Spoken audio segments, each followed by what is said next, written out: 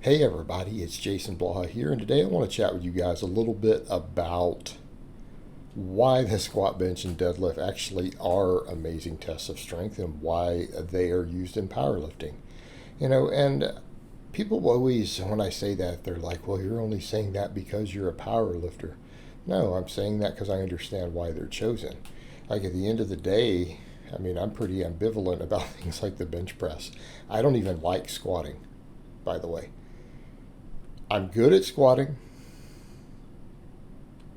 I hold state records in the squat. But you know what? I don't actually like squatting. I don't enjoy it. So what does that what does that tell you?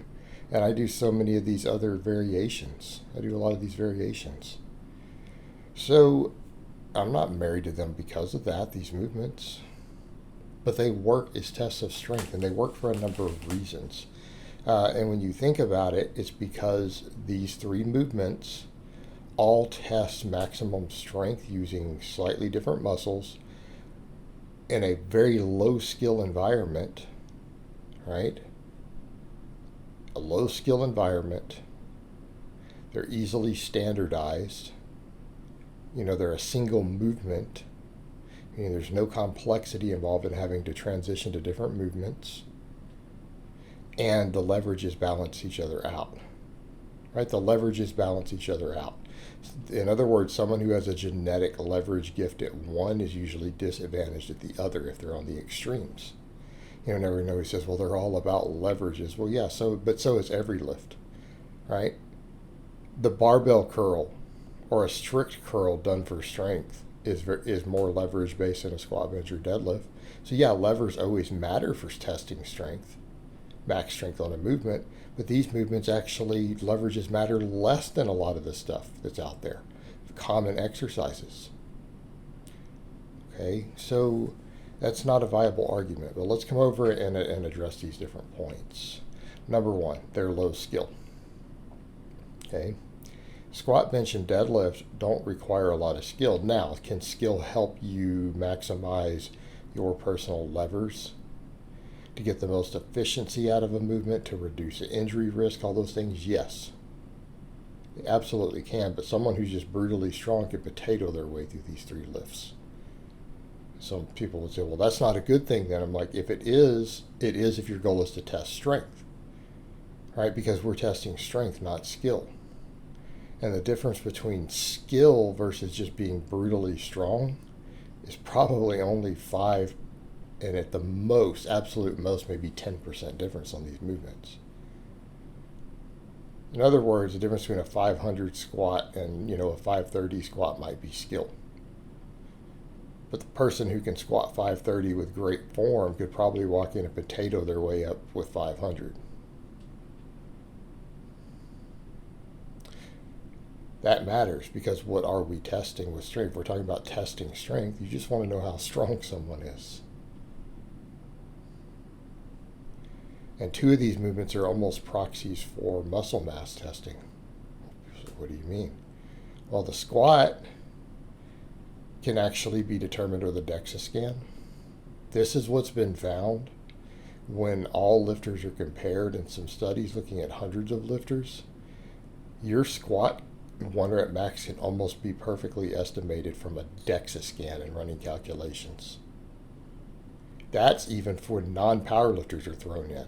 That's why it's not down to a very, very close 3% based on the DEXA scan. It's like 10, with a 10% margin of error, because bodybuilders and some of these people may not train for max strength. Right? It's just a test of your total muscle mass in your body with a bias towards lower. Bench press is almost the same for upper, other than it's more leverage based. Okay. These things are just proxies for strength. That's all they're really testing, and they're not about skill. And strength is 90% muscle mass versus moment arms. Everything else is about 10%. And that 10% matters in a competitive environment. But again, you guys see the point. Number two, they use almost every muscle in the body. So the squat and deadlift use almost every muscle in the body by themselves, other than some of the show muscles, arms, pecs, things like that, right? Delts. Those get tested with the bench press. Everything but the biceps. That's why some people are like, well, the strict curl should always be added to this. Well, I don't think so, and here's why. I don't think biceps we should care at all about when we're at max strength on biceps or any movement that uses them. That's what tears biceps. Biceps tear easy. Single most common tear surgeons deal with from the weight room is biceps. They have to repair them. Pecs is number 2, but biceps number 1. Ironically, not even powerlifters who tear the most pecs benching, by the way. But most bicep tears aren't from the deadlift, they're from curls. Ask surgeons who repair them, they repair 10 biceps surgically from curls for every one they do from deadlifts. I have friends who torn biceps on weighted chins, other coaches. So you shouldn't care about the bicep. Who cares? You don't want to be testing. You don't want it to be part of your 1 rep max tests. We really want to be honest. So everything but the biceps gets tested with these. All right, what do we mean about leverages? Well, what is the best leverage advantages to have for the bench press? Short arms and a thick torso. Great. That's your combination to have an amazing bench. At least on a pound for pound level, just being bigger and stronger will always give you a bigger bench. But where does that place your deadlift? Well, people with shorter arms have way worse deadlifts. All right, so we can talk leverages, well, genetic leverages. All right.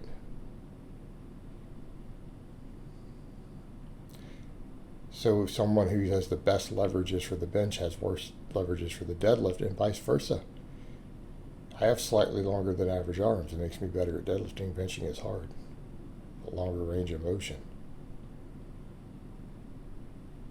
So the leverage for that is somewhat removed. We come over to the squat and the deadlift. What gives us the best leverage is for the squat, shorter legs. So in my case, I have long torso, short legs, long arms. Well, that's pretty good for squatting. Shorter femurs give you a leverage advantage. Come over to the deadlift, though, slightly longer legs and longer arms give the best deadlifts. Kind of see where we're going here? People who are really biased with leverages for one usually have some disadvantage at the other.